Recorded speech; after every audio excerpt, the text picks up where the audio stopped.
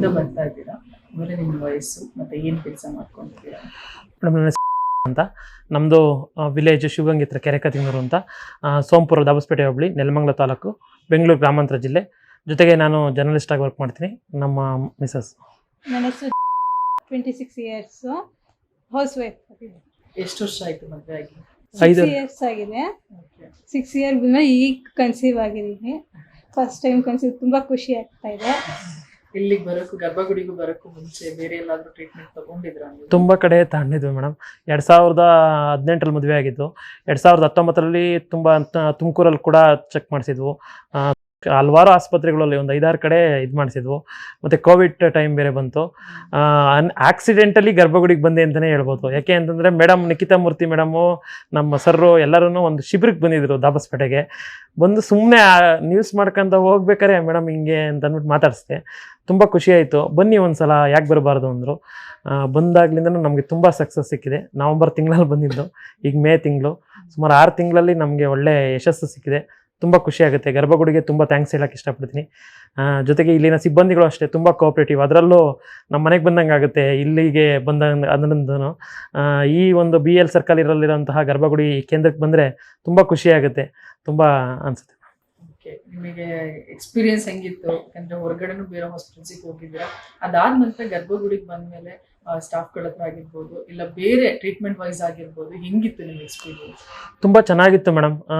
ಬಂದಾಗ ಇಲ್ಲಿ ಬಂದಾಗ ಆ ಬೋರ್ಡ್ ನೋಡಿದ ತಕ್ಷಣವೇ ಅನಿಸುತ್ತೆ ನಮಗೆ, ನಮ್ದು ಯಾವಾಗ ಅಲ್ಲಿ ಫಸ್ಟ್ ಹೆಸರು ಬರುತ್ತಪ್ಪ, ನಮ್ದೊಂದು ದಿನ ಹೆಸರು ಬರುತ್ತಾ ಅಂತ ಅಂದ್ಬಿಟ್ಟು ಒಂದು ಯೋಚನೆ ಸ್ಟಾರ್ಟ್ ಆಗುತ್ತೆ. ಒಳಗೆ ಬಂದಿದ ತಕ್ಷಣವೇ ಇದು ನಾವು ಸ್ಕೂಲ್ಗೆ ಹೋಗ್ಬೇಕಾದ್ರೆ ಜ್ಞಾನಧಾಮ ಇದು ಕೈ ಮುಗಿದು ಒಳಗೆ ಬಾ ಅಂತಂದರೆ, ಇದು ಜೀವಕಾಶಿ ಇದು ಕೈ ಮುಗಿದು ಒಳಗೆ ಬಾ ಅಂತ ಅಲ್ಲೇ ನೀವು ವೆಲ್ಕಮ್ ಮಾಡ್ತೀರಾ.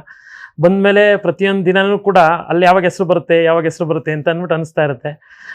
ಪ್ರೋಸೆಸ್ ಆದಾಗ ಸ್ವಲ್ಪ ಒಂದೊಂದ್ಸಲಿ ಒತ್ತಡಗಳು, ಇದ್ರ ಮಧ್ಯೆನೂ ಖುಷಿಯಾದಂಥ, ಅದು ಹೆಂಗೆ ಹೇಳೋಕ್ಕಾಗದಿರೋಂತಹ ಸನ್ನಿವೇಶ. ಫಸ್ಟ್ನೇ ಟೈಮು ನಾವು ನಮ್ಮ ಮಿಸಸ್ ಪ್ರೆಗ್ನೆನ್ಸಿ ಆದಲು ಅಂದರೆ ಅದನ್ನು ನಾವು ವರ್ಣನೆ ಮಾಡೋಕ್ಕೆ ಕೂಡ ಆಗಲಿಲ್ಲ. ದೇವ್ರು ನಂಬಿರೋರು ಎಲ್ಲ ಒಂದು ಕಡೆ, ದೇವ್ರು ಎಂದೂ ಕೈ ಬಿಡಲ್ಲ ಅನ್ನೋದಕ್ಕೆ ಇದೇ ಒಂದು ಅಂತ ಅನಿಸ್ತು. ಇವತ್ತೊಂದು ತುಂಬ ಖುಷಿ ಆಗ್ತಾ ಇದೆ. Okay, thank you. ಇದೇ ರೀತಿ ಇವಾಗ ಕೆಲವೊಬ್ಬರಿಗೆ ತುಂಬಾ ಕಪಲ್ಸ್ ಹಿಂಗೆ ಇದೇ ರೀತಿ ಸಫರ್ ಆಗ್ತಾ ಇದ್ದಾರೆ ಇನ್ಫರ್ಟಿಲಿಟಿಯಿಂದ. ಸೊ ಅವರಿಗೆ ಎಲ್ಲಿ ಕರೆಕ್ಟಾಗಿ ಹೋಗ್ಬೇಕು, ಇಲ್ಲ ಏನು ಮಾಡಿಸ್ಕೊಳ್ಬೇಕು ಅಂತ ಏನು ಐಡಿಯಾ ಇರಲ್ಲ.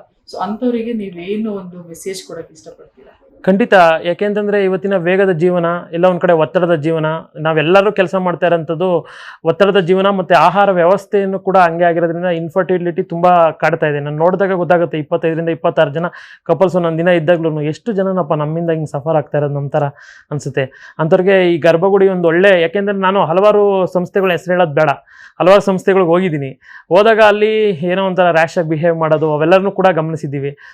ಮೊದಲೇ ನೊಂದಿರ್ತೀವಿ, ಅದರಲ್ಲಿ ಈ ಥರ ಮಾಡಿದಾಗ ಇಲ್ಲಿ ಬರೋದು ಬೇಡಪ್ಪ ಅಂತ ಅನ್ಸುತ್ತೆ. ಅಂಥದ್ದು ಇಲ್ಲಿ ಗರ್ಭಗುಡಿಯಲ್ಲಿ ಸ್ನೇಹಿಯಾಗಿ, ಒಂದು ಜನಸ್ನೇಹಿಯಾಗಿ ಒಂಥರ ನಮ್ಗೆ ತುಂಬ ಖುಷಿ ಆಯಿತು. ಕೌಟುಂಬಿಕ ವಾತಾವರಣವನ್ನು ಕೊಟ್ಟರು.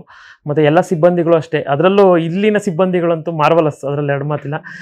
BL ಇದರೊಳಗೆ ಪ್ರತಿಯೊಂದೂ ಹೇಳೋರು, ಸಂತೋಷ ಇರ್ಬೋದು. ಪ್ರತಿಯೊಬ್ಬರ ಹೆಸರು ಜ್ಞಾಪಕ ಬಂದುಬಿಟ್ಟಿದೆ ನಮಗೆ. ಶರೀನ್ ಮೇಡಮ್ ಇರ್ಬೋದು, ಪುಷ್ಪಾ ಮೇಡಮ್ ಇರ್ಬೋದು, ಪ್ರತಿಯೊಬ್ಬರ ಹೆಸರು ಕೂಡ ಗೊತ್ತು ನಮಗೆ. ಅದರಿಂದ ತುಂಬ ಖುಷಿ ಆಗುತ್ತೆ. Thank you so much. ಇದೇ ರೀತಿ ಒಳ್ಳೇದಾಗಲಿ ನಿಮಗೆ, ಒಳ್ಳೆ ಚೆನ್ನಾಗಿ ಪ್ರೆಗ್ನೆನ್ಸಿನೂ ಆಗಲಿ. ನಮ್ಮ ಕಡೆಯಿಂದ ಒಂದು ಚಿಕ್ಕ ಗಿಫ್ಟ್ ನಿಮಗೆ.